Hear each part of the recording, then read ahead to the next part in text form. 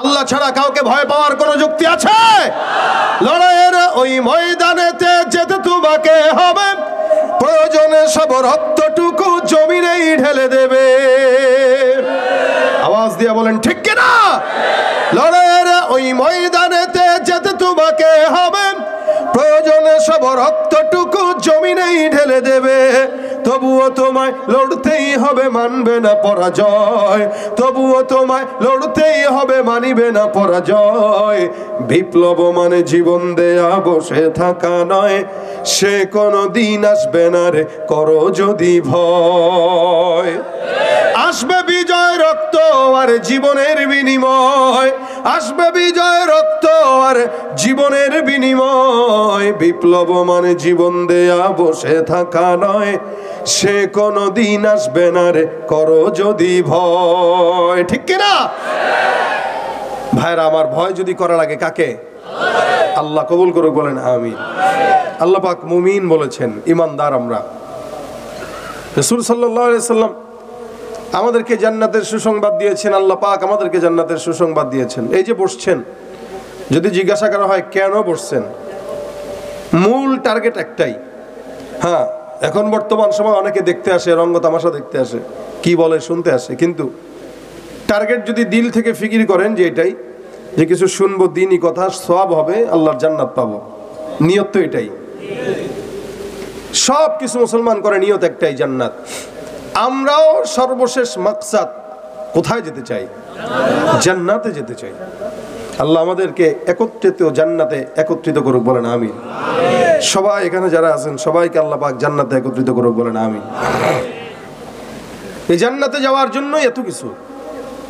আল্লাহ বলেন বেশি কিছু লাগে না, যদিও জান্নাতে যাওয়ার হাজারো হাজারো পন্থা আল্লাহ রাসূল বলে দিয়েছেন, হাজারো পথ আছে জান্নাতে যাওয়ার। কিন্তু আল্লাহ পাক রব্বুল আলামিন বলতেছেন, যদি কেউ জান্নাতুল ফিরদাউস পেতে চায়, জান্নাত তো সবচেয়ে উঁচু মাকামের জান্নাত হলো জান্নাতুল ফিরদাউস। আল্লাহ পাক বলেন কেউ যদি জান্নাতুল ফিরদাউস পেতে চায়, ও যেন দুইটা কাজ করে। অর্থাৎ কারা জান্নাতুল ফিরদাউস পাবে?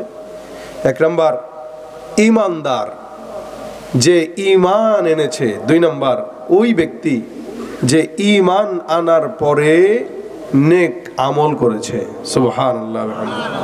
একদম সহজ কথা, কোনো কঠিন কথাও না, ঘোরানো পেঁচানো কথাও না। সৎ আদেশ দেওয়া, সৎ কাজ করা, অসৎ কাজ থেকে মানুষকে হেফাজত রাখা, এটাই সৎ কাজ। তা'মুরুনা বিল মা'রুফ ওয়া তানহাউনা আনিল মুনকার, সৎ কাজ।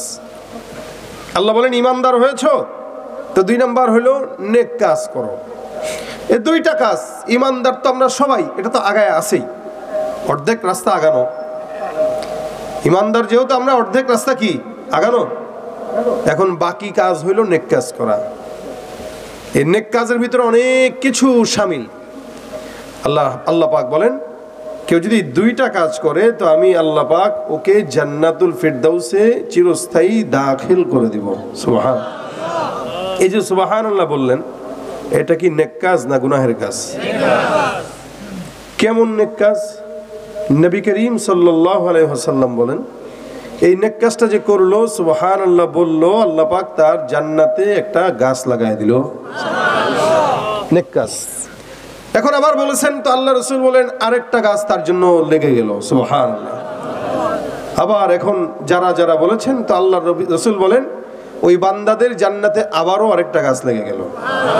তাই আজকের আমলের দিন, আর কবরে গেলে সেদিন হবে হিসাবের দিন। আজকে আমাদের যেই কাজ সেটা হলো আমল করা, আর ওপারে যাওয়ার পর আমল চলবে না, শুধু হিসাব হবে। আর এখানে কোনো হিসাব হবে না, শুধু আমল হবে। আজকের কাজই আমল করা। এক আল্লাহর বুজুর্গ, উনি ইন্তেকাল করবেন, ইন্তেকালের আগ মুহূর্তে কোনো কথা নাই, সুবহানাল্লাহ সুবহানাল্লাহ সুবহানাল্লাহ সুবহানাল্লাহ সুবহানাল্লাহ খালি বারবার বলতেছেন। ওনার শাগরেদ ওনাকে ডাক দিয়ে বলতেছেন, হযরত আপনি আমাদেরকে কিছু নসিহত করেন। আরে বেটা, আমি নিজের ফিকির নিজে করতে, চুপ থাক। বারবার সুবহানাল্লাহ সুবহানাল্লাহ সুবহানাল্লাহ সুবহানাল্লাহ সুবহানাল্লাহ।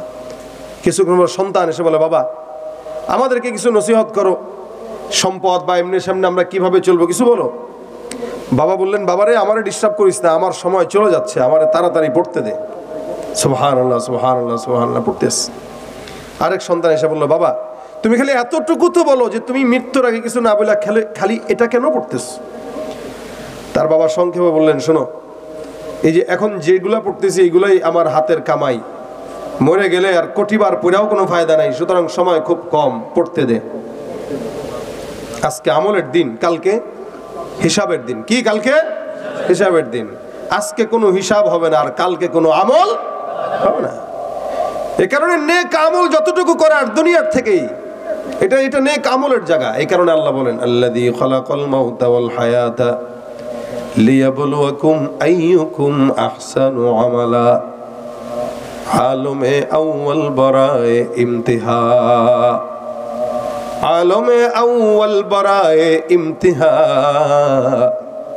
আলমে সানি জাযায়ে ইওয়া আমৌতু কাসিন কুল্লু নাসিন শারিবু কবরু বাইতিন কুল্লু নাসিন দাখিলু। আমার আল্লাহ পাক রব্বুল আলামিন বলেন, দুনিয়ার হায়াত আর মউত যা কিছু আমি আল্লাহ পাক রব্বুল আলামিন বানাইলাম, সব কিছুকে আমি আল্লাহ পাক রব্বুল আলামিন বান্দার পরীক্ষার জন্য বানাইলাম। এই যে হায়াত দিয়েছেন, ঢাকা থেকে আপনাদের এখানে বয়ানের জন্য আসলাম, আপনারা কার্যক্রম সব বন্ধ করে এই জায়গায় আসলেন। আল্লাহ বলেন, এই যে হায়াতটা কোন বান্দা কত উত্তম আমল করে এটা দেখার জন্য আমি আল্লাহ বানাইলাম। অনেক মানুষ তো আছে বাসায় বসে বসে টিভি দেখে, মোবাইলে ছবি দেখে, সিনেমা দেখে। আবার অনেকে আছে চায়ের দোকানে এখনো গল্পের আড্ডায় মজমায় জমিত জমা। আবার কিছু কিছু বান্দা ঘরের ভিতরে টিভি, ভিসিআর অথবা অন্য কোনো কিছুতে মজমা ব্যস্ত আছে। আবার গুটি কয়েক আল্লাহর বান্দা আল্লাহ পাকের দ্বীনি মজমার মধ্যে মাওলার কোরআনের বয়ান শোনার জন্য ব্যস্ত আছে। আমার আল্লাহ বলেন, এই যে হাজারো হাজার মানুষ, কিছু মানুষ গুনাহ করে, কিছু মানুষ নেক কাজ করে, আমি আল্লাহ এই মানুষগুলার হায়াত আর মওত একমাত্র পরীক্ষা করার জন্য বানাইলাম, যে কোন বান্দা নেকের কাজ করে, কোন বান্দা গুনাহের কাজ করে, কোন বান্দা উত্তম কাজ করে, এটা দেখার জন্য আমি আল্লাহ পাক বানাইলাম। মানুষ তো সবাই আমল করে, আল্লাহ পাক রব্বুল আলামিনের কাছে আধিক্যতার কোনো দাম নাই। আল্লাহ পাক রব্বুল আলামিনের কাছে বান্দার কোটি কোটি টাকা দান করার মধ্যে কোনো আল্লাহর কাছে দাম নাই। আল্লাহ পাকের কাছে হাজার হাজার রাকাত নামাজ পড়ার কোনো দাম নাই। আল্লাহ পাকের কাছে ওই বান্দার আমলের দাম, যে বান্দা এক হাতে দান করেছে, 10 টাকা দান করেছে, অপর হাত জানে নাই। আর যে বান্দাটা লক্ষ কোটি কোটি টাকা দান করে কিন্তু মানুষকে দেখানোর জন্য, আমার আল্লাহ বলেন, আইয়ুকুম আহসানু আমালা, আমি আল্লাহ উত্তম আমল দেখার জন্য, পরীক্ষা করার জন্য বানাইলাম। মানুষকে দেখায় যেই বেশি আমল করা হয়, এই বেশি আমল আমি আল্লাহর আসমান পর্যন্ত পৌঁছায় না। আমার আল্লাহ পাক রব্বুল আলামিন বান্দাকে পরীক্ষা করলেন, পরীক্ষার জন্য পাঠাইলেন কোন বান্দা কতটুকু উত্তম কাজ করে। হাজার হাজার মানুষ, কিন্তু সবাই উত্তম কাজ করে না, নেকের কাজ করে না। আল্লাহ রাসূল সাল্লাল্লাহু আলাইহি ওয়াসাল্লাম বলেন, জমিনের ভিতরে এমন কিছু বান্দা আছে যারা নেক কাজ করে জান্নাতি হয়ে গেল। নবী বলেন, সাহাবা আজমাইনের দল, বনি ইসরাইলের জামানার একজন আল্লাহর বান্দা, এত গুনাহগার সারা জিন্দেগি কোনো ইবাদত করে নাই। এই বান্দাটার একটা আমল বলতে তার আমলনামায় নাই। হঠাৎ করে একদিন রাস্তা দিয়ে হেঁটে যায়, যেতে যেতে যেতে যেতে পথের ভিতরে দেখে একটা কুকুর পানির পিপাসায় কাতরায়। আল্লাহর বান্দা দিলের ভিতরে কুকুরের জন্য দরদ লেগে গেল। বান্দাটা চিন্তা করলো কুকুরকে পানি পান করানো দরকার। মরুভূমির, বিশাল মরুভূমির মাঝখানে বান্দা খোঁজা শুরু করলো, কোনো একটা কুয়া যদি পাওয়া যায়, কুয়ার থেকে পানি উঠায় কুকুরকে পান করানো হবে। এই আল্লাহর বান্দাটা কুয়ার থেকে পানি উঠায় নিল। প্রথমে নিজে কিছু পান করলো, মরুভূমির কঠিন রোদ, ওই কুকুরটা কাতরায়। আল্লাহর বান্দা, গুনাহগার বান্দা, সারা জিন্দেগি কোনো ইবাদত করে নাই। নবী করিম সাল্লাল্লাহু আলাইহি ওয়াসাল্লাম বলেন, এই আল্লাহর বান্দাটা কুয়ার মধ্যে নামলো, নিজের মোজা দিয়া পানি উঠাইলো। পানিটা উঠায়া ওই একটা সৃষ্টির ভিতরে অন্যতম নিকৃষ্ট প্রাণী কুকুর, যার লালা লাগলেও পর্যন্ত নাপাক হয়ে যায়, এই আল্লাহর বান্দা, গুনাহগার বান্দা কুকুরটাকে পানি পান করায় দিল। আমার নবী সাল্লাল্লাহু আলাইহি ওয়াসাল্লাম বর্ণনা করেন, সাহাবা আজমাইনের দল, এই বান্দা সারা জিন্দেগি যদিও গুনাহের কাজ করলো, কিন্তু একটা নিকৃষ্ট প্রাণী কুকুরকে পানি পান করানোর মাধ্যমে আমার আল্লাহ বান্দার সারা জিন্দেগির গুনাহ মাফ করে জান্নাতি বানায় দিলেন। রাসূল সাল্লাল্লাহু আলাইহি ওয়াসাল্লাম বলেন, সারা জিন্দেগির গুনাহ মাফ। ওসিলা কি? কুকুরকে। কাকে? কুকুরকে পানি পান করেছে। একটা কুকুরকে পানি পান করানোর কারণে আল্লাহ পাক তারে মাফ করে দেয়। আমার পয়গম্বর বলে, সাহাবা আজমাইনের দল, জানো কি, কুকুরকে পানি পান করানোর মাধ্যমে আবার আল্লাহ মাফ করে দেয়। আবার অপর দিকে নেককার বান্দা বিড়ালকে কষ্ট দেওয়ার কারণে আল্লাহ পাক তাকে জাহান্নামে দেয়। মাওলার লীলা খেলা বোঝা যায় না। আল্লাহ পাক কাকে কি করবে, কোন ছোট্ট আমলের কারণে বান্দাকে জান্নাত দিবে, এটা আপনিও বলতে পারেন না, আমিও বলতে পারি না। এই কারণে কেউ কাউরে এই কথা বলা যায় না যে ভাই তুই জাহান্নামী, তোর কপালে হেদায়েত নেই, এটা কেউ কাউরে বলবেন না। কেন বলবেন না? ভাই আপনি জান্নাতের মালিক না, জান্নাতের মালিক তো কে? আল্লাহ প্রত্যেকটা মানুষের জন্য একটা করে জান্নাত নির্দিষ্ট রাখছেন। আবু জাহেলের জন্য বরাদ্দকৃত জান্নাত আছে, আবুল হাবের জন্য বরাদ্দকৃত জান্নাত আছে, তবে ওরা তো পাবে না। কেন পাবে না? আল্লাহ পাক জান্নাতটা ওদের জন্য বানাই নাই, এটা মুত্তাকিদের জন্য। এই জন্য আল্লাহ পাক ডাক দিয়া বলেন, ওয়াসারিউ ইলা মাগফিরাতিম মিন রাব্বিকুম ওয়া জান্নাতিন আরদুহাস সামাওয়াতু ওয়াল আরদ উইদ্দাত লিল মুত্তাকিন। আমার আল্লাহ পাক ডাক দিয়া বলেন, হে ইমানদার, তোমরা তোমাদের রবের দয়ার পিছনে দৌড়াও, আর এমন জান্নাতের পিছনে দৌড়াও, এমন রবের পিছনে দৌড়াও, এমন জান্নাতের পিছনে দৌড়াও যেই জান্নাতের প্রশস্ততা হলো আসমান আর জমিনের সমান। জোরে বলেন সুবহানাল্লাহ। বুঝেন আসমান আর জমিনের প্রশস্ততা কি? না বুঝেই তো সুবহানাল্লাহ বললেন। আসমান আর জমিন কি মনে হয় যে আসমান নাকি? ওই যে দেখা যায় তো আসমান, আকাশ। নবী করিম সাল্লাল্লাহু আলাইহি সাল্লাম বলেন, এই জমিন থেকে প্রথম আসমান পর্যন্ত আল্লাহর নবী বলেন সাল্লাল্লাহু আলাইহি ওয়াসাল্লাম বলেন 50,000 বছরের রাস্তা। সুবহানাল্লাহ। কয় না রে? 50,000 বছর। বুঝেন, 1 বছর না, 2 বছর না, 500 বছর না। দুনিয়ার হাইসিয়াতে 50,000 বছর, আখিরাতের হাইসিয়াতে 500 বছর। আল্লাহর নবী বলেন 500 বছরের রাস্তা, যেটা দুনিয়ার হিসাব করলে 50,000 বছরের রাস্তার সমান। প্রথম আসমান এতটুকু দীর্ঘ, এতটুকু জমিন থেকে এত দূরত্ব। আবার ওই আসমান যেটা আছে, আসমানের পৌরত্বটাও আবার 500 বছরের রাস্তা। প্রথম আসমান থেকে দ্বিতীয় আসমান পর্যন্ত আবার 500 বছরের রাস্তা। দ্বিতীয় আসমানটাও আবার 500 বছরের রাস্তার সমান, সমতুল্য মোটা। আবার দ্বিতীয় আসমান থেকে তৃতীয় আসমান পর্যন্ত আবার 500 বছরের রাস্তা। তৃতীয় আসমানটাও আবার 500 বছরের রাস্তার সমতুল্য পৌরত্ব আছে। তৃতীয় আসমান থেকে চতুর্থ আসমান পর্যন্ত আবার 500 বছরের রাস্তা। চতুর্থ আসমানটার পৌরত্ব আবার 500 বছর। এমন করে করে সপ্তম আসমান পর্যন্ত আল্লাহ পাক রব্বুল আলামিন 500 বছর করে গ্যাপ দিলেন। এই যে গোটা আসমান আর জমিন, 7 আসমান 7 জমিন মিলে এই গোটা দুনিয়াই হলো একটা দুনিয়া। নবী বলেন, কোন ইমানদারকে আল্লাহ পাক যদি জান্নাত দান করে, ওই ছোট আদনা ইমানদারের জান্নাতটাই হবে এমন 10টা দুনিয়ার সমান জান্নাত। বলেন তো জান্নাত ছোট না বড়? এখন অনেক বড় না একটু বড়? আপনারা এই এলাকা ঘুরে দেখছেন? আলফাডাঙ্গা কখনো ঘুরে দেখছেন পুরোটুকু? পারেন নাই। কয় গ্রাম ঘুরবেন, কয় ঘর ঘুরবেন, কয় গলি ঘুরবেন, কয় অলি গলি ঘুরবেন? বিশাল বড় 10টা দুনিয়ার সমান জান্নাত আল্লাহ পাক রব্বুল আলামিন ইমানদারকে দিবে। আল্লাহ নবী সাল্লাল্লাহু আলাইহি সাল্লাম বলেন, ইমানদাররা পাওয়ার পর বেহুশ হয়ে যাবে এরকম জান্নাত। আরে কিরে, খুশির ঠেলায় আজীব অবস্থা, এত বড় জান্নাত। এই জন্য আল্লাহ পাক রব্বুল আলামিন বলেন, তোমরা এমন রবের দয়ার পিছনে ছোট, আর এমন জান্নাতের পিছনে ছোট যেই জান্নাতের প্রশস্ততা হলো আসমান আর জমিনের সমান। সুবহানাল্লাহ।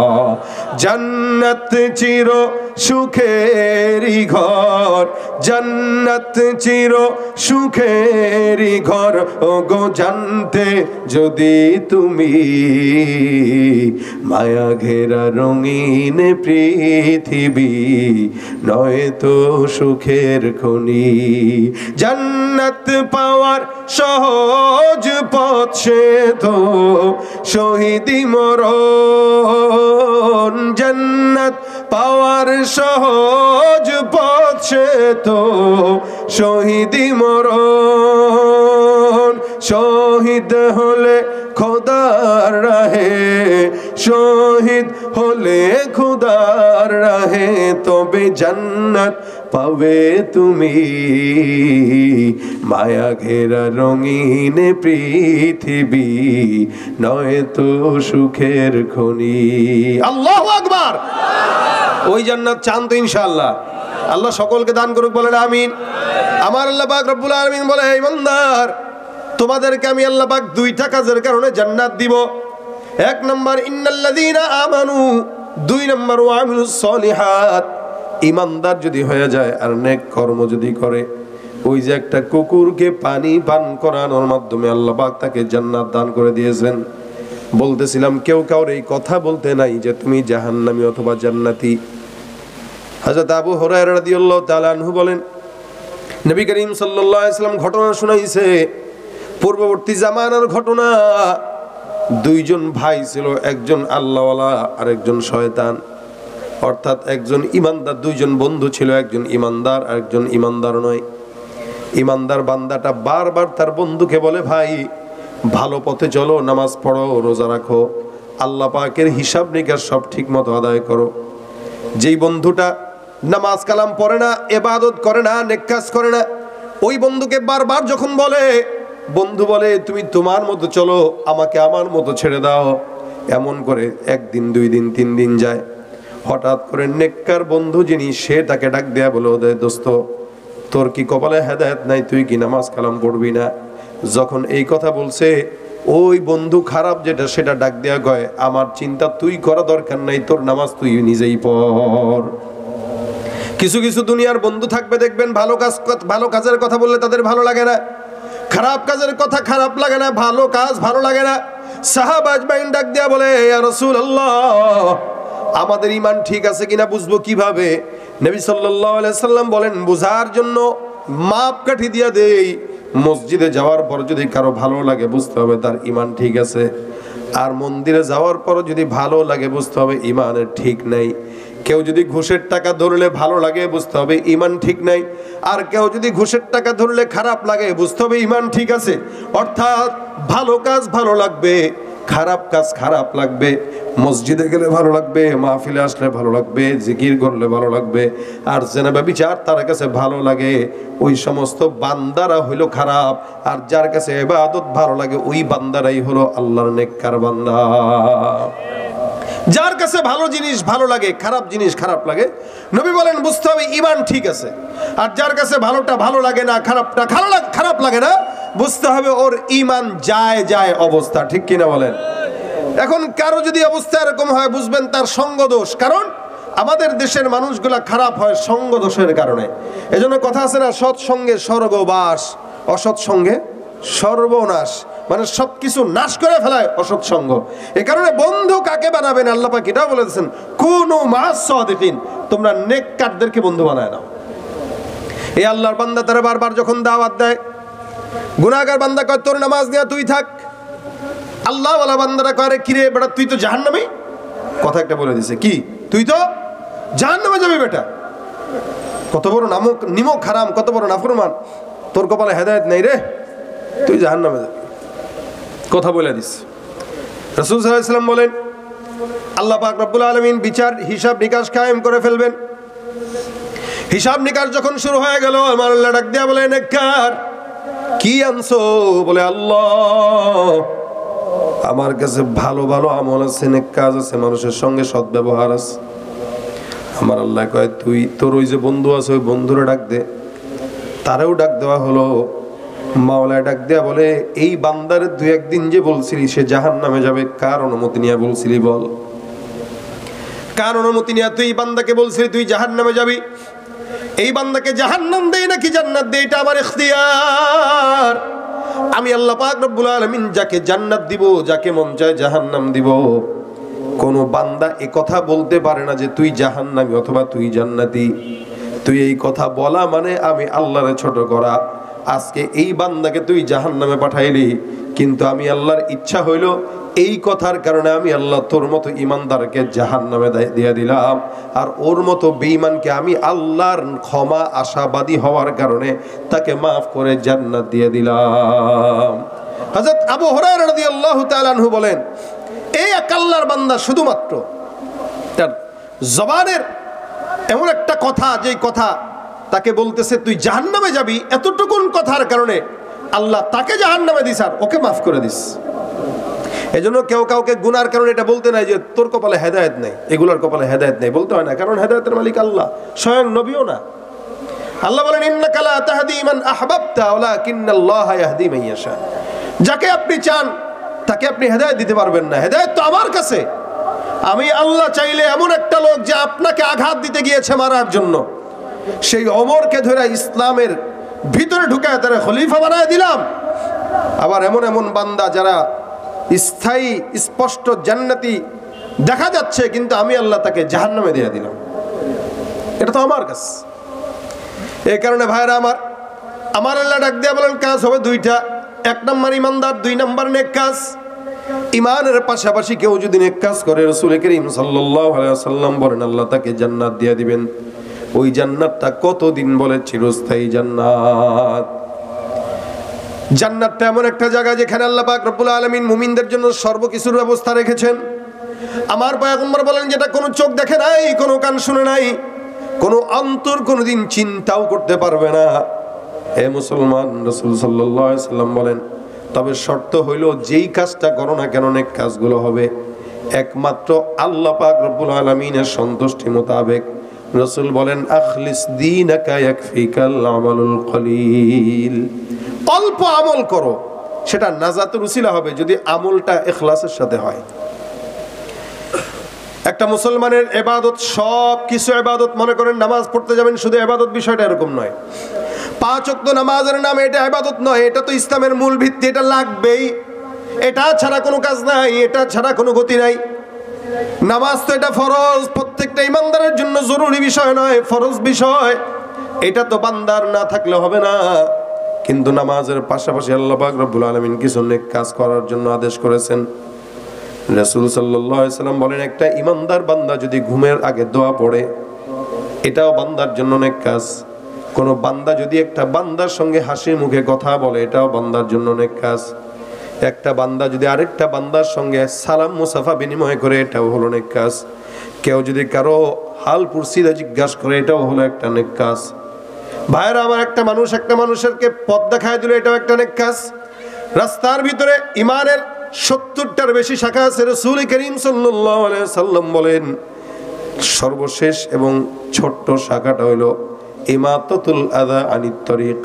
রাস্তা দিয়ে যখন যাবেন একটা কাঁটা পড়ে আছে, এই কাঁটাটা উঠাইলেন, এটাও হলো ইমানের অন্যতম একটা শাখা প্রশাখা। সুবহানাল্লাহ ওয়া বিহামদিহি। রাস্তা থেকে কাঁটা উঠানোটাও একটা ইবাদত। রাস্তায় ইট পড়ে আছে, ইটটা একটু পা দিয়ে সরায় দিলেন। কোনো হুন্ডাওয়ালা যদি যায়, একটু স্লিপ খেয়ে গেলেই তো শেষ, এই জন্য এটা উঠাই দিলেন, সরায় দিলেন। এগুলা কি কাজ বলেন? কি কাজ বলেন? নেক কাজ।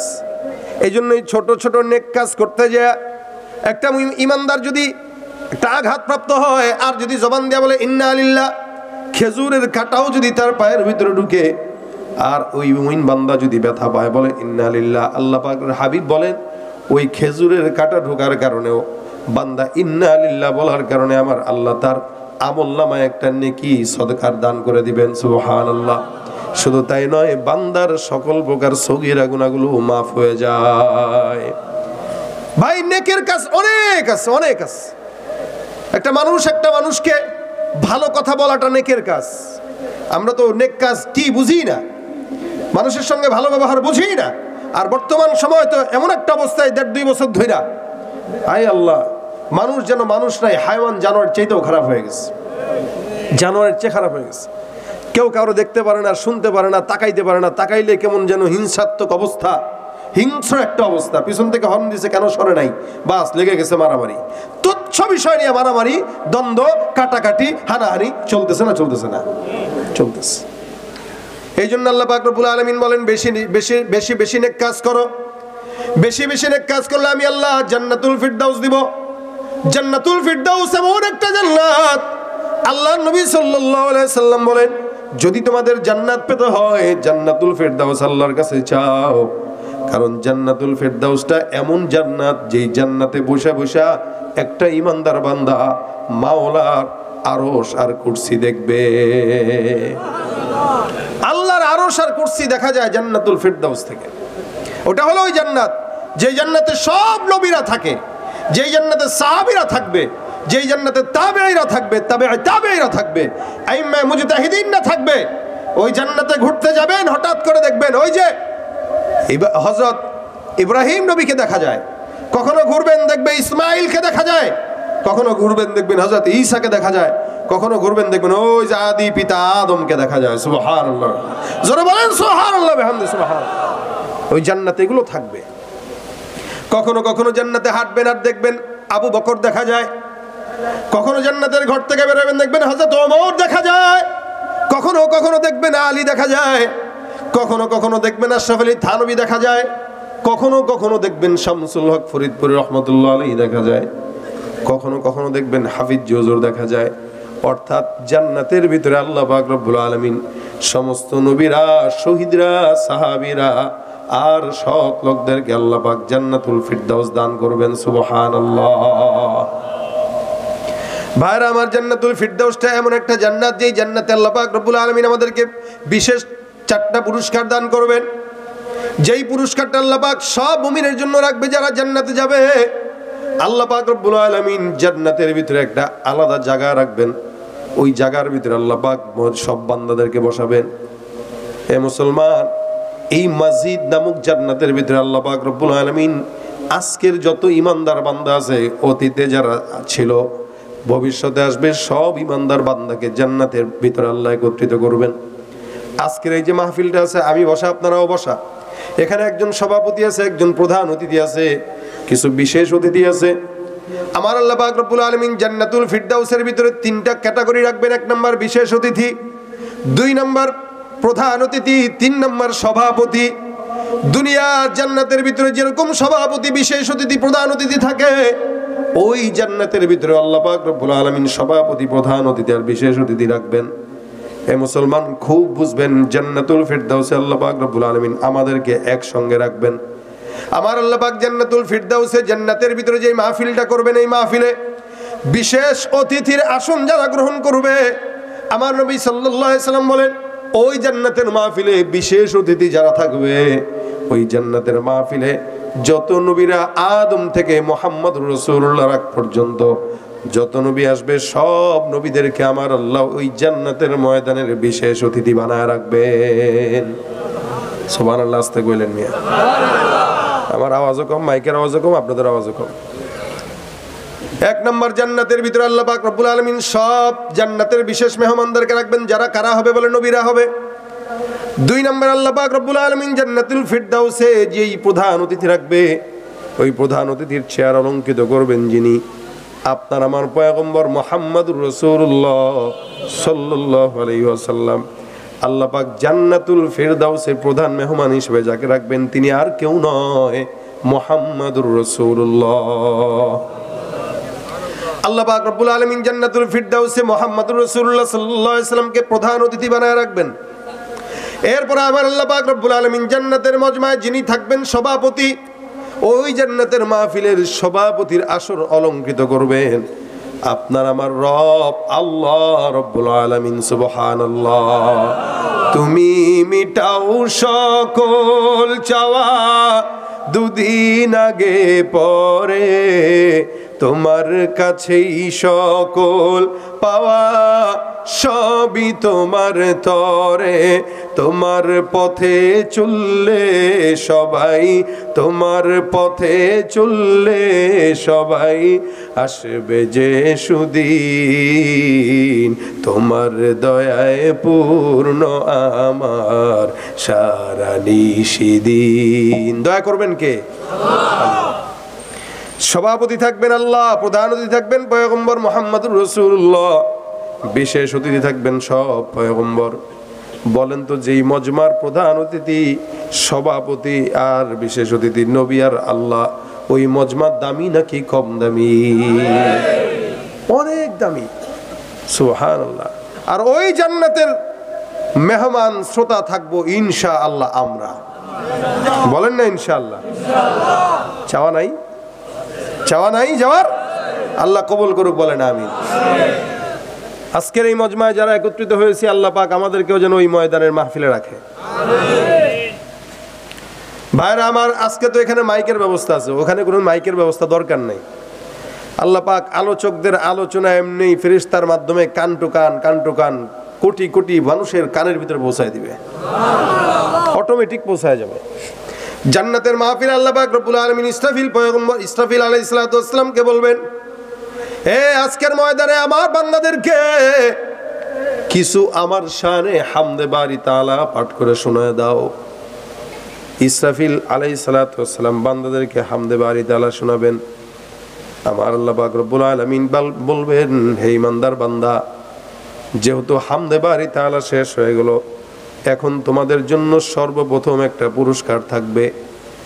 বান্দারা আল্লাহ পাক রব্বুল আলামিনের দিকে উন্মুখ হয়ে তাকায় থাকবে। আল্লাহ পাক রব্বুল আলামিন কোন পুরস্কারটা যেন দেয়, সব বান্দারা অবাক হয়ে থাকবে। জান্নাতের ময়দানে একত্রিত হইলাম, পুরস্কার প্রথম যা কি যেন হয়। আমার আল্লাহ ডাক দিয়া বলবেন, দাউদ, জমিনের ভিতরে আমি আল্লাহ তোমাকে অনেক কণ্ঠ দান করলাম, যেই কণ্ঠের কারণে সমুদ্রের মাছ পর্যন্ত তোমার তেলাওয়াতের জন্য পাগল ছিল। দাউদ পয়গম্বর যখন তেলাওয়াত করতেন, সমুদ্রের মাছগুলো পাগল হয়ে কিনারায় ছুটে আসতো। আমার আল্লাহ ডাক দিয়া বলবেন, হে দাউদ, আজকের জান্নাতের ময়দানে আমার সব বান্দারা তোমার তেলাওয়াত শুনে নাই। আমি আল্লাহ পাক রব্বুল আলামিন ঘোষণা করলাম, আজকের জান্নাতের ময়দানে আমার বান্দাদেরকে প্রথম পুরস্কার হিসাবে তুমি তোমার কণ্ঠের তেলাওয়াত শোনায় দাও। দাউদ পয়গম্বর তেলাওয়াত করবে, কালামে হাকিম থেকে আল্লাহর পয়গম্বর দাউদ তেলাওয়াত করবে। এক আয়াত, দুই আয়াত, তিন আয়াত করে বারবার সামনে পড়বে। তেলাওয়াত যখন শেষ পর্যায়ে যাবে, আল্লাহ পাক রব্বুল আলামিনের পয়গম্বর দাউদ নবী তেলাওয়াত শেষ করবে। বান্দাগুলা দাউদ পয়গম্বরের কণ্ঠে মুগ্ধ হয়ে আল্লাহু আকবার ধ্বনি দিয়া বেহুশের মতো জান্নাতের জমিনে পড়ে থাকবে। সুবহানাল্লাহ বিহামদিহি। জান্নাতের ময়দানে মানুষরা হতবম্বল হয়ে যাবে, আরে কি শুনলাম এটা। আমার আল্লাহ ডাক দিয়া বলবে, জান্নাতের মেহমান, একটা তেলাওয়াত শুনলা, এখন তোমাদের জন্য দ্বিতীয় নম্বর পুরস্কার। এই পুরস্কারটা আগের পুরস্কারের চাইতেও আরো অনেক বেশি সুন্দর, এর চাইতেও আরো বেশি মজার তেলাওয়াত। বান্দারা বলবে, আল্লাহ, দাউদের কণ্ঠের তেলাওয়াত শোনার পর অন্য কোনো তেলাওয়াত আর ভালো লাগবে কিনা জানি না, তবে কি যে দিবা আমরা কল্পনাও করতে পারি না। আমার আল্লাহ ফেরেশতাদের মাধ্যমে জানায় দিবেন, আমার পয়গম্বর মুহাম্মদুর রাসূলুল্লাহ সাল্লাল্লাহু আলাইহি ওয়াসাল্লাম জমিনের ভিতরে যখন তেলাওয়াত করত, আবু জাহেল, উতবা, শাইবা কাফের হওয়ার পর আল্লাহর নবীর ঘরের কিনারে সে তেলাওয়াতের জন্য পাগল হয়ে দাঁড়ায় থাকতো। মক্কার ভিতরে স্লোগান হয়ে গেছে, খবরদার কেউ মুহাম্মদের ঘরের কিনারায় যাবা না, তেলাওয়াত শোনার জন্য যাওয়া নিষেধ। কেউ যায় না, মক্কার কেউ যায় না, কারণ রাসূলের তেলাওয়াত শুনলেই সব পাগল হয়ে যায়, মুসলমান হয়ে যায়। এত মজার তেলাওয়াত, একদিন নিষেধ করার পর কেউ আর যায় না। আবু জাহেল চিন্তা করলো, যেহেতু আমি নিষেধ করলাম, কেউ তো তেলাওয়াত শুনতে যাবে না, কি করা যায়। রাতের অন্ধকারে আবু জাহেল নিজেই পয়গম্বরের বাড়ির কিনারায় গেটের সামনে দাঁড়ায় আছে, কানটা পাইতা। হেরে আল্লাহ পাক রব্বুল আলামিনের পয়গম্বর নামাজে তেলাওয়াত করে। আবু জাহেল, উতবা, শাইবা সবাই যার যার মতো চিন্তা করে আল্লাহর নবীর ঘরের কিনারায় কিনারায় দাঁড়ায় রইছে। রাত যখন গভীর হয়ে গেল, তেলাওয়াত শুনলো, রাত শেষ হয়ে গেল। এখন সুবহ সাদিক হবে হবে ভাব, বাড়ির দিকে রওনা দিবে। অন্ধকার রাত, একজন আরেকজনের ঘরের দিকে রওনা দিতেছে। একজনের সঙ্গে আরেকজনের দেখা, কিরে তুমি এই জায়গায় কেন আসলা? বলে দেখতে আসলাম তোমরা কেউ মুহাম্মদের তেলাওয়াত শুনতে আসছো কিনা। এভাবে এক একজন এক এক রকম করে সবাই সবাইকে জবাব দেয়। অবশেষে আবু জাহেল ডাক দেয়া কয়, শোনো মক্কার লিডারেরা, আমি যদিও তোমাদেরকে নিষেধ করলাম, তবে মুহাম্মদের তেলাওয়াত এত মজা লাগে, এই তেলাওয়াত আর অন্য কোনো জায়গায় শোনা যায় না। এই তেলাওয়াত শোনার জন্য আমি এখানে আসছি, যেই তেলাওয়াতের পাগল আমি নিজেও। কিন্তু কি করব, বাপ দাদার ধর্ম কি বাদ দিয়া মুহাম্মদের নবী মানা যায়? এই কারণে মানি না। কিন্তু রাসূলের কোরআন তেলাওয়াতের পাগল ছিল তারা, শুনতো। আল্লাহ পাক রব্বুল আলামিন ডাক দেয়া বলবেন, দুনিয়ার জমিনে আমার সব বান্দারা যারা সাহাবী তারা নবীর তেলাওয়াত শুনলো, কিন্তু অন্য নবীর উম্মতেরা যারা ১,৫০০ বছর পরে আসছে ওরা শুনে নাই। ইয়া রাসূলুল্লাহ, আমি আদেশ করলাম আজকের জান্নাতের মাহফিলে বান্দাদের জন্য ২ নাম্বার পুরস্কার থাকবে, আপনি পয়গম্বর মুহাম্মদুর রাসূলুল্লাহর কণ্ঠের তিলাওয়াত। আল্লাহ রাসূল সাল্লাল্লাহু আলাইহি ওয়াসাল্লাম তেলাওয়াত করবেন, ইয়াসিন ওয়াল কুরআনিল হাকীম ইন্নাকা লামিনাল মুরসালিন আলা সিরাতিম মুস্তাকিম। আমার পয়গম্বর তেলাওয়াত করেন, ১ আয়াত ২ আয়াত ৩ আয়াত করে করে তেলাওয়াত সামনের দিকে আগায়। সমস্ত জান্নাতের বান্দারা মাথা দুলায় দুলায় শুনে। জান্নাতের নিয়ামত এমন হবে, বান্দারা একদিকে তেলাওয়াত শুনবে। এই যে আপনারা বয়ান শুনতেছেন, তেলাওয়াত শুনতেছেন, কত কিছু শুনতেছেন, এ মুসলমান, জান্নাতের ময়দানে আল্লাহ পাক রব্বুল আলামিনের বান্দারা তেলাওয়াতগুলো শুনবে। ফাঁকে ফাঁকে আমার আল্লাহ ওই জান্নাতের মেহমানদেরকে হুর গেলমানদের হাত দিয়া জান্নাতি শরাব পান করায় দিবে। সুবহানাল্লাহ। ওয়াসাকাহুম রাব্বুহুম শারাবান তাহুরা। এ দুনিয়ার জমিনে যারা নারীর পাগল, গাড়ির পাগল, মদের পাগল, এ পাগলেরা শুনে নাও, আল্লাহ পাক রব্বুল আলামিন জান্নাতে ওইটা রাখছে। তবে দুনিয়ার চাইতে উত্তম না অনুত্তম? অনেক বেশি উত্তম। দুনিয়ার যে শরাব, যেই মদ, এটা হারাম করেছেন, এটা খাইলে মানুষ পাগল হয়ে যায়, মাতাল হয়, এলোমেলো কথা কয়। কিন্তু জান্নাতের শরাব খাইলে কেউ পাগল হবে না। তবে এই শরাব বান্দার স্পৃহা, বান্দার জজবা, বান্দাকে শান্তি দান করবে, বান্দার পিপাসা নিবারণ করবে। আমার আল্লাহ পাক রব্বুল আলামিনের বান্দারা গাছের সঙ্গে ট্যাক লাগায় বসবে, আর এদিক দিয়া জান্নাতি হুরেরা মদের গ্লাস, শরাবের গ্লাস হাতে নিয়ে জান্নাতের মেহমানদেরকে পান করায় দিবে। সুবহানাল্লাহ। সুন্দর করে করে, আদর যত্ন করে করে শরাব পান করাবে। এবং আমার আল্লাহর তরফ থেকে বলা হবে, সালামুন কাওলাম মির রাব্বির রহিম, তোমাদের রবের তরফ থেকে তোমাদেরকে সালাম। আল্লাহ পাক রব্বুল আলামিন জান্নাতীদেরকে নিজে সালাম দিবেন। সুবহানাল্লাহি ওয়া বিহামদিহি। আমার পয়গম্বর তেলাওয়াত করবে, বান্দারা অবাক হয়ে শুনতে থাকবে, আবার বেহুশের মতো হয়ে যাবে। এই বেহুশ সেই বেহুশ নয়, বলে এমন একটা অবস্থা, কি শুনলো, আজীব হালত। আমার আল্লাহ ডাক দিয়া কয়, এ বান্দারা, ২ নাম্বার পুরস্কার গেল, এখন তোমাদের আরেকটা পুরস্কার আছে, যেই পুরস্কারটা আগের 2টা পুরস্কারের চাইতেও অনেক বেশি মজাদার। আগের 2টা তেলাওয়াতের চাইতে আরো বেশি বেশি কোটি গুণে বেশি মজার তেলাওয়াত। বান্দারা ডাক দিয়া বলবে, আল্লাহ, এই 2টা তেলাওয়াতের পর আর কোন মজার তেলাওয়াত আছে কিনা জানা নাই। হে মালিক, অন্য কোন তেলাওয়াত যদি থাকে আল্লাহ তাড়াতাড়ি দেরি করে না, শোনা দাও। আমার আল্লাহ ডাক দিয়া বলবে, দুনিয়ার জমিনে যেই নবীর উপরে কোরআন দিয়েছেন আল্লাহ, ওই আল্লাহর কণ্ঠে তো তোমরা শুনো নাই। আজকের জান্নাতের ময়দানে 3 নাম্বার পুরস্কার আমি আল্লাহর কণ্ঠের তিলাওয়াত। হামদে বেহাদ মারখুদায়ে পাকেরা, আকে ইমাদাদ মুশতে খাকেরা। আল্লাহ আল্লাহ क्या मुबारक नाम है, अल्लाह अल्लाह आशिकों का काम है। मियां ने শাকা মাশুক রমজিস কারামান কাতিবন রাহম খবর নিস। মোহাব্বত আর এত প্রেম এত ভালোবাসা আল্লাহ পাক রব্বুল আলামিন বান্দাকে ডাক দিয়া বলবেন, জমিনের ভিতরে সবার তেলাওয়াত শুনলা, আজকের জান্নাতের ময়দানে 3 নাম্বার পুরস্কার থাকবে আমি আল্লাহর কণ্ঠের তিলাওয়াত। আমার আল্লাহ সেদিন তেলাওয়াত শোনায় বলবে, আনার রহমান, যিনি এতদিন পর্যন্ত আমাদেরকে শিখাইছেন আর রহমান, তিনি সেদিন আপনার সামনে আমার সামনে তেলাওয়াত করে শোনায় দিবেন আনার রহমান। আল্লাহ পাক নিজেই বলবেন আমি হলাম রহমান। আল্লাহু আকবার। আল্লাহ আমার আল্লাহ পাক রব্বুল আলামিন শোনায় দিবেন, 1 আয়াত 2 আয়াত 3 আয়াত করে করে তেলাওয়াত করবেন। বান্দারা শুনবে সবচেয়ে বড় মালিকের কণ্ঠ। আর জমিনের ভিতরে আমরা সেই মালিকের কণ্ঠ শুনি নাই, কিন্তু জান্নাতে আল্লাহ শোনায় দিবেন। এত মজার তেলাওয়াত আল্লাহ পাক শোনাবেন। একটু একটু করে সামনে যখন আগাবে, আমার আল্লাহ পাক রব্বুল আলামিনের তেলাওয়াতে মুগ্ধ হয়ে সব বান্দারা জান্নাতের ময়দানে বেহুশের মতো পড়ে থাকবে। আমার আল্লাহ ডাক দিয়া বলবে, এবার উঠো, আবার তোমাদের জন্য 4 নাম্বার পুরস্কার। তোমরা যেই পুরস্কারটা কল্পনাও করতে পারবা না।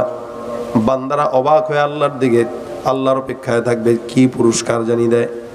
আমার আল্লাহ ডাক দিয়া বলবে, জমিনের ভিতরে তোমরা যেই মালিককে না দেখে ইবাদত করলা, নামাজ পড়লা, জিকির করলা, ঘুষ খাও নাই, সুদ খাও নাই, এত এত ইবাদত না দেখে করলা, আল্লাহকে দেখো নাই। আল্লাযীনা ইউমিনুনা বিল গায়ব ওয়া ইউকিমুনাস সালাহ ওয়া মিম্মা রাযাকনাহুম ইউনফিকুন। আমার আল্লাহ পাক রব্বুল আলামিন বলবে, জমিনের মধ্যে বান্দারা আল্লাহকে না দেখে বিশ্বাস করেছো। এই যে আসছেন, বলেন তো কার জন্য আসছেন? এখানে আল্লাহকে দেখেন নাই। আমার আল্লাহ আজকে ফেরেশতাদেরকে ডাক দেয়া বলবে, ফেরেশতা এই সমস্ত বান্দারা কার জন্য বসছে? ফেরেশতারা বলবে, মাওলা তোমাকে পাওয়ার জন্য বসছে। আল্লাহ বলেন, হে বান্দা, হে ফেরেশতা, এই বান্দা আমাকে দেখছে নাকি? বলে না, দেখে নাই। জান্নাত দেখছে নাকি? বলে না, দেখে নাই। তাহলে জান্নাত চায় নাকি? বলে হ্যাঁ, জান্নাত তো চায়। আর কি চায়? আল্লাহ এই বান্দাগুলো জাহান্নামের আগুন থেকে নাজাত চায়। আমার আল্লাহ বলবে, বান্দা জান্নাতও দেখে নাই, জাহান্নামও দেখে নাই, আমাকেও দেখে নাই। এরপরেও ওই বান্দারা এই জায়গায় বসলো, তাদেরকে সুসংবাদ শোনায় দাও, আমি আল্লাহ তাদেরকে মাফ করে দিলাম। সুবহানাল্লাহ। আজকের এই মজমা দেখে আল্লাহ পাক এটা জিজ্ঞেস করতেছেন ফেরেশতাদেরকে। ভাইরা আমার, আল্লাহ পাক রব্বুল আলামিন সেদিন বান্দাকে ডাক দেয়া বলবে, বান্দারা তোমাদের জন্য 4 নম্বর পুরস্কার কি জানো? জমিনের ভিতরে আমি আল্লাহকে দেখো নাই, না দেখে ইবাদত বন্দেগী করলা, না দেখে নামাজ পড়লা, না দেখে আমি আল্লাহর পথে চললা। আজকে তোমাদের জন্য জান্নাতের 4 নম্বর পুরস্কার, সর্বশ্রেষ্ঠ পুরস্কার আমি আল্লাহ পাক রব্বুল আলামিন ঘোষণা দিলাম। আজকের সর্বশ্রেষ্ঠ পুরস্কার থাকবে আমি আল্লাহর সঙ্গে দিদার নসিব হওয়া। সুবহানাল্লাহ, নারায়ে তাকবীর। দেখা দিবেন কে? আমার আল্লাহ পাক রব্বুল আলামিন বান্দাকে আল্লাহর সঙ্গে দিদার দিয়া দিবেন। বান্দা ডাক দিয়ে বলবে, মালিক এতদিন পর্যন্ত তোমাকে দেখার অপেক্ষা, আল্লাহ তোমাকে কোনোদিন দেখি নাই, তোমাকে কোনোদিন দেখবো কিনা কল্পনা করি নাই। আশায় আশায় জনম গেল খোদা, আশায় আশায় জনম গেল খোদা, না চাইলা ফিরিয়া। আর কত কাল থাকবো মাবুদ তোমার দিদার পানে চাইয়া।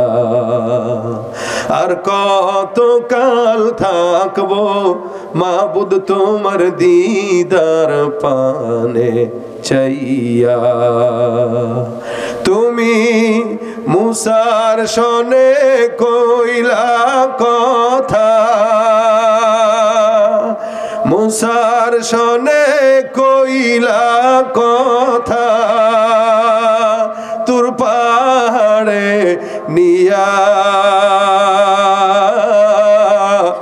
আর কত কাল থাকবো মাবুদ তোমার দিদার পানে চাইয়া। আশায় আশায় জনম গেল খোদা, না চাইলা ফিরিয়া। আর কত কাল থাকবো মাবুদ তোমার দিদার পানে চাইয়া।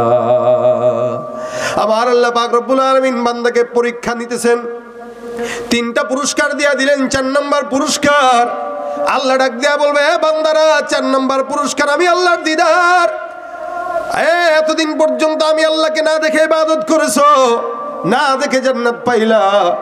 আমার ফেরেশতার দল, আমার বান্দার মাঝখানে যত নূরের পর্দা আছে সরায়া দাও। আল্লাহ পাক রব্বুল আলামিন আল্লাহর এবং বান্দার মাঝখান থেকে নূরের পর্দা সরায়া দিবে।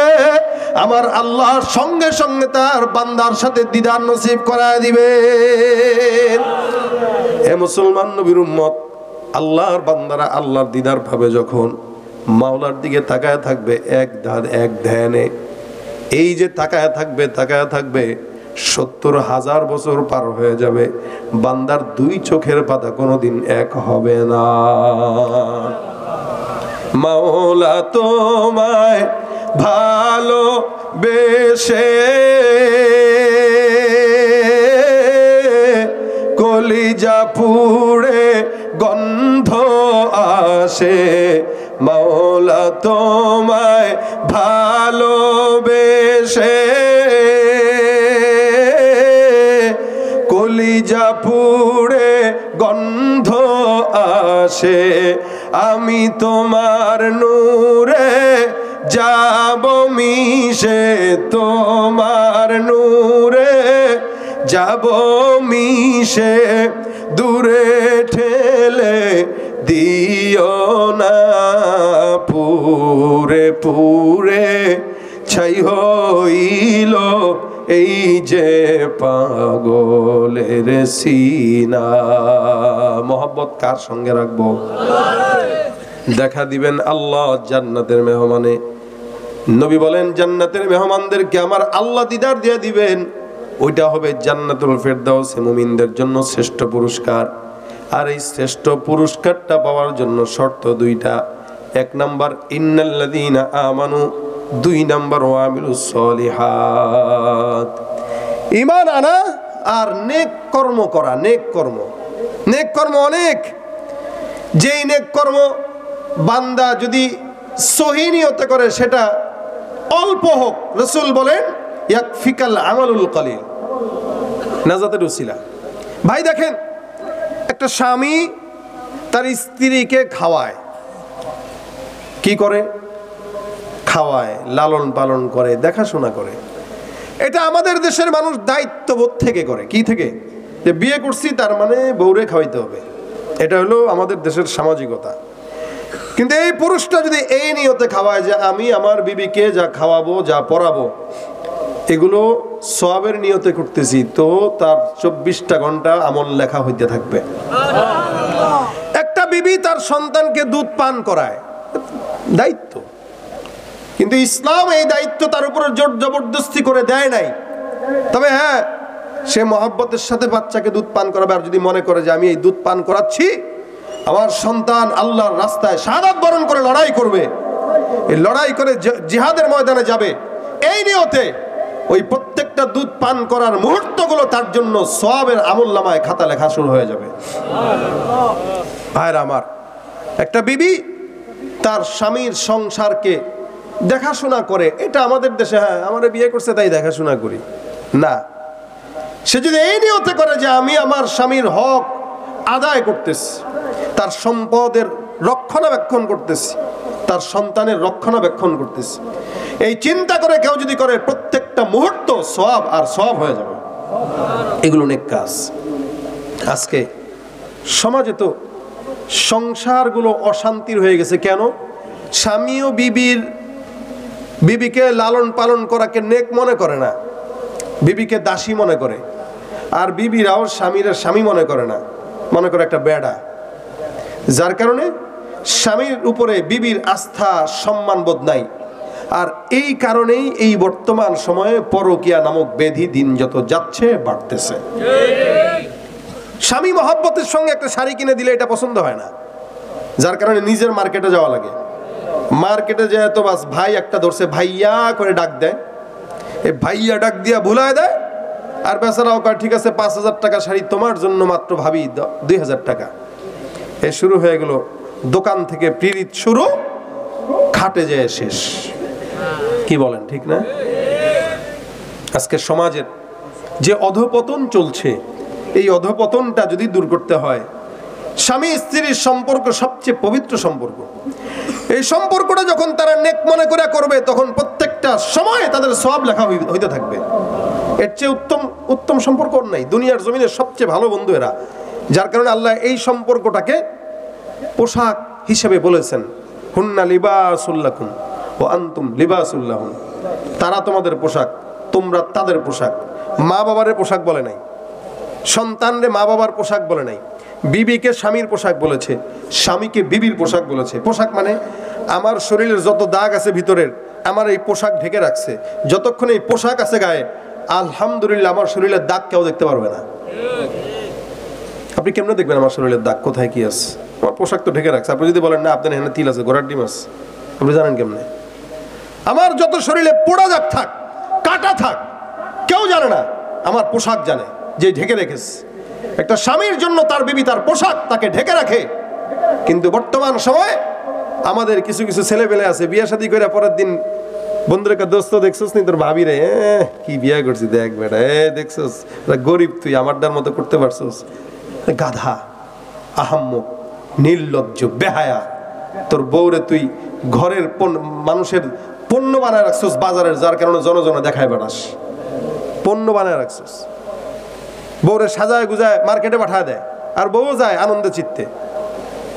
বৃষ্টিকে হেনে মাখে হেনে মাখে হেনে মাখে মাখে মাখা যায়, আলকাতটা 14 কেজি মাখায় তারপরে যায়। আরে ভাই, তোমার স্বামীর সামনে তোমার যত মন চায় তুমি সাজো। অপর বেটার সাথে যে সামনে যে সাজে, ওরে রাসূল সাল্লাল্লাহু আলাইহি ওয়াসাল্লাম দাইয়ুস বলেছেন। দাইয়ুস জান্নাতে যাবে না, এটা রাসূলের হাদিস। সুতরাং দাইয়ুস হয়েন না।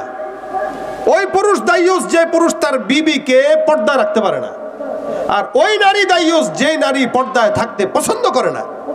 সুতরাং নারীরা এবং পুরুষেরা একজন একজনকে পোশাক মনে করে, আমলের সাথী মনে করেন, আমলের সঙ্গী মনে করেন। আপনার বিবি আপনাকে আমলের জজবা দিবে যে স্বামী তুমি আর আমি প্রতিদিন 1000 বার করে ইস্তিগফার পড়বো, চলো। স্বামীর সাথে বিবির এমন সম্পর্ক থাকা চাই। বিবি 1000 বার পরে স্বামীর আবার জিজ্ঞাসা করবে তুমি কি পড়ছো? না, পড়ে নাও তাড়াতাড়ি ঘুমের আগে, নাহলে খাওন দিব না। মহব্বত। সকালে ফজরে না উঠলে একটু পানি ছিটায় দিবে, মহব্বত। কিন্তু এখন স্ত্রী স্বামীকে বলে, ওগো নতুন মুভি আসছে চলো না গো। সম্পর্ক হলো এই, পাখি ড্রেস আসছে দাও না গো। না দিলে এই বিবি কয় ঠিক আছে তোর মতো জামাই দরকার নাই, আমার পিছনে অনেকগুলো আছে লাইন ধরে ঘুরে, খালি টোকা দিলেই আসবে। এগুলো হয় না? এই জন্য ভাই, স্বামী স্ত্রীর মধুর সম্পর্কটাকে নেক কাজে গণ্ডিতে বেঁধে ফেলেন। আপনার বিবির খায়ের খা, আপনি আপনার বিবি আপনার খায়ের খা। স্বামীরা যারা আছেন বিবিদের সঙ্গে উত্তম আচরণ করুন, নেক কাজের আদেশ দিন। বিবিরা যারা ভালো আছেন, আপনার স্বামী যদি খারাপ থাকে তার সঙ্গে উত্তম আচরণ করুন, তার সঙ্গে ধৈর্যের সাথে তাকে মোকাবেলা করুন, তার সাথে হাসি মুখে কথা বলুন। ঘরে আসলে তোয়ালে একটু আগায় দেন, একটু শরবত বানায় দেন, মিষ্টি মিষ্টি কথা বলেন, সেজে থাকেন স্বামীর জন্য। স্বামীর জন্য সেজে থাকেন। রাত্রেবেলা আসবে, একটু সেজে থাকা মানে একদম লিপস্টিক সব দিয়ে না, দরকার নাই। আপনার মতো আপনি পরিপাটি থাকেন, তাহলে আপনার স্বামী আপনার প্রতি দুর্বল হবে, তাহলে বন্ডিং ভালো হবে। এই জন্য আমরা আমাদের স্বামী স্ত্রীর সম্পর্ককে নেক কাজের সাথে গণ্ডিতে বেঁধে ফেলবো, যে আমার বিবি কি কাজ করতেছে, এটা ভালো করতেছে না খারাপ করতেছে এটা আমি দেখবো। আবার বিবিও দেখবে স্বামী কি ভালো করে না খারাপ করে, এটা দেখবো। প্রতিদিন স্বামী বিবির খবর নেবে তুমি 5 ওয়াক্ত নামাজ পড়ছো কিনা, আবার বিবিও স্বামীর খবর নেবে যে সে 5 ওয়াক্ত নামাজ পড়ছে কিনা। এটা হলো সম্পর্ক, এগুলো নেক কাজ। এই জন্য প্রত্যেকটা মা বোনরা এখানে যারা আসছেন, স্বামীদের সাথে আপনারা সম্পর্ককে ডেভেলপ করবেন এবং স্বামীদেরকে স্বামী মনে করবেন। কারণ রাসূল বলেছেন আমি যদি আল্লাহর পরে কাউকে সেজদা করতে আদেশ করতাম, মহিলাদেরকে বলতাম তাদের স্বামীদেরকে সেজদা করো। কত মর্যাদাবান স্বামী, সেই স্বামীকে চালানোর গুরুত্বও দেয় না আজকাল নারীরা। এই জন্যই তো পরকীয়া বাড়ে। এই কারণে স্বামীর সাথে আপনার আমলের সম্পর্ক জুড়ে নেন। আল্লাহ পাক আমাদেরকে এই কথাগুলো মানার তৌফিক দান করুন। তাহলে কাজ হলো কয়টা? দুইটা। একটা ইমানদার, অলরেডি তো ইমানদার হয়েই আছে আলহামদুলিল্লাহ, ছোট হই বড় হই। 2 নাম্বার নেক কাজ। ইমানের পাশাপাশি যদি নেক কাজ করি, আশা করা যায় আল্লাহ পাক আমাদেরকে জান্নাতুল ফিরদাউস দান করবে ইনশাআল্লাহ। এই জন্য নেক কাজ কি? রাস্তায় হাঁটতেছেন, কোনো মুরব্বী বোঝা নিয়ে হাঁটতেছে, তার বোঝাটা একটু বহন করেন। তাই কাকা আপনার ব্যাগটা দেন, একটু টেনে দেই, এটা নেক কাজ। একটা অটোওয়ালা দুপুরবেলা হয়ে গেছে, 3টা বাজে, বাড়িতে নামাই দিল, ভাই খাইছেন কিছু? না খাইনি, চলেন আমাদের বাড়ির থেকে কিছু খাওয়াই দিই। অটোওয়ালাকে খাওয়াই দেন। একটা বাচ্চা যাচ্ছে, মাদ্রাসার স্টুডেন্ট, ওর মাথায় হাত বুলায় 10টা টাকা হাতে দিয়ে, বাবা কিছু খাইও যাও, নেক কাজ।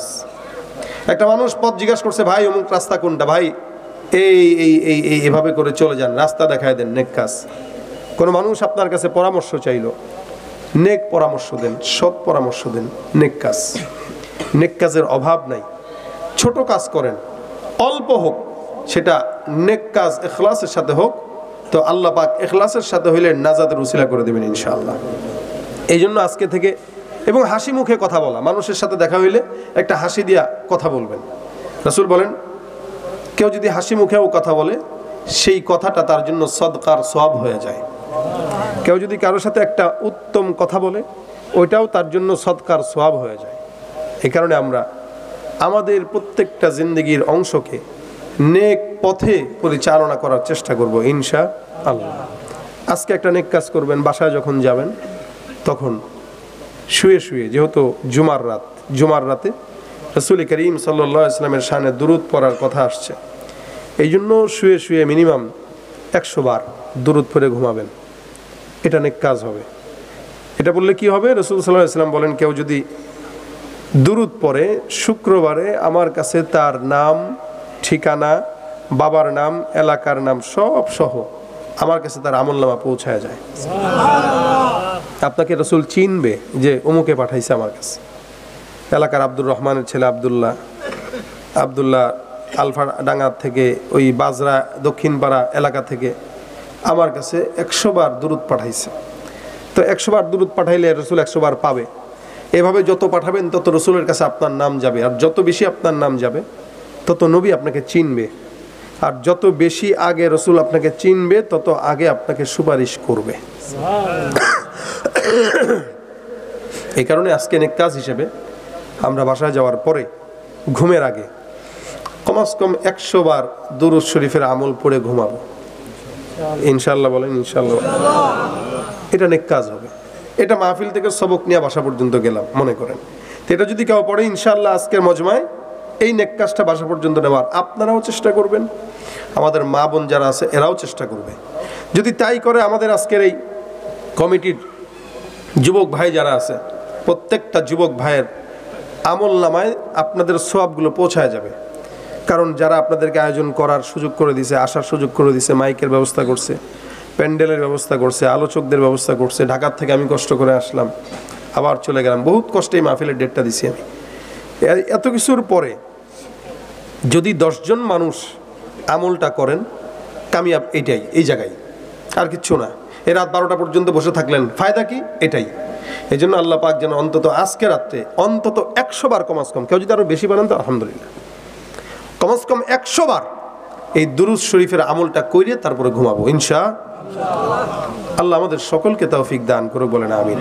মা বোনরাও শুনছে, আপনারাও শুনছেন, যারাই শুনেছেন আল্লাহ পাক সকলের আমল করার তৌফিক দান করুক।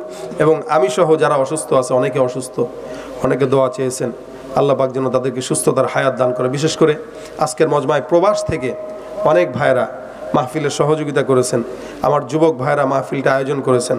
এই প্রত্যেকটা যুবকের জন্য দোয়া করব, বিশেষ করে যারা প্রবাস থেকে সহযোগিতা করেছে তাদের জন্য আমরা দোয়া করব, আল্লাহ যেন সবার সহযোগিতাকে নাজাতের উসিলা বানায়। জোরে বলেন আমিন। সকলে দুরূদ শরীফ পড়ি। আল্লাহুম্মা সাল্লি আলা সাইয়্যিদিনা ওয়া নাবিয়্যিনা ওয়া শাফিঈনা ওয়া হাবিবিনা ওয়া মাওলানা মুহাম্মদ সাল্লাল্লাহু আলাইহি ওয়া আলা আলিহি وأصحابه وبارك وسلم أستغفر الله ربي من كل ذنب وأتوب إليه لا حول ولا قوة إلا بالله العلي العظيم اللهم أنت السلام ربنا ظلمنا أنفسنا وإن لم تغفر لنا وترحمنا لنكونن من الخاسرين ربنا فاغفر لنا ذنوبنا وكفر عنا سيئاتنا وتوفنا مع الأبرار رب اغفر لي ولوالدي وللمؤمنين يوم يقوم الحساب أي الله মেহেরবানি করে আজকের মজমাকে কবুল ও মঞ্জুর করে নাও যা আলোচনা হয়েছে আমল করার তৌফিক দাও আয় আল্লাহ মেহেরবানি করে সব ভুল ভ্রান্তি তুমি ক্ষমা করে দাও সওয়াবগুলো মদিনার রওজা মোবারকে পৌঁছায় দাও মালিক গো মেহেরবানি করে যারা আয়োজন করেছে দেশ থেকে দেশের বাহির থেকে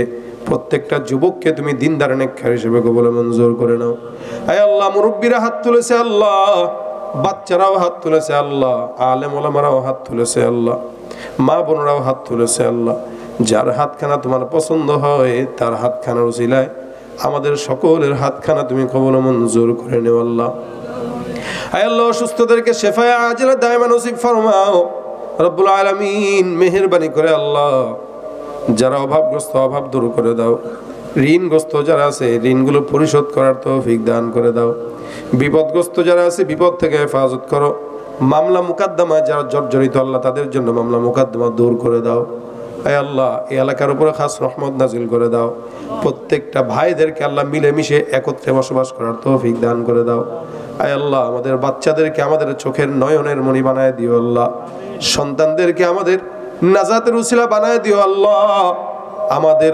জাহান্নামের কারণ বানায়ও না আল্লাহ আমাদেরকেও আমাদের সন্তানের বেইজ্জতির কারণ বানায় দিও না আল্লাহ রব্বুল আলামিন মা বোনরা পর্দার আড়াল থেকে শুনেছে আল্লাহ তাদেরকে মাফ করে দাও সকল প্রকার গোপন রোগ থেকে হেফাজত করো হে আল্লাহ মা বোনদেরকে স্বামীর খেদমত করার তৌফিক দান করে দাও সংসার সুখের করার তৌফিক দাও ধৈর্যের সাথে সংসার করার তৌফিক দান করে দাও পর্দার বিধান মেনে চলার তৌফিক দান করে দাও আল্লাহ যারা সম্ভাবনা নারীদের সন্তানকে আসানের সঙ্গে জমিনে নিয়ে আসো হে আল্লাহ মেহেরবানি করে আমাদের ভিতরে আল্লাহ অনেকের মা নাই অনেকের বাবা নাই মালিক গো ওই মাহীন মা হারা বাবা হারা সন্তানদের মা বাবার কবরগুলোকে জান্নাতের বাগান বানায় দাও আল্লাহ মালিক গো যাদের মা বাবা বেঁচে আছে সুস্থতার হায়াত দাও মা বাবার খেদমত করার তৌফিক দান করে দাও আয় আল্লাহ মা বাবাকে আমাদের তাদের ছায়া আমাদের মাথার উপরে তুমি দীর্ঘ থেকে দীর্ঘ করে দাও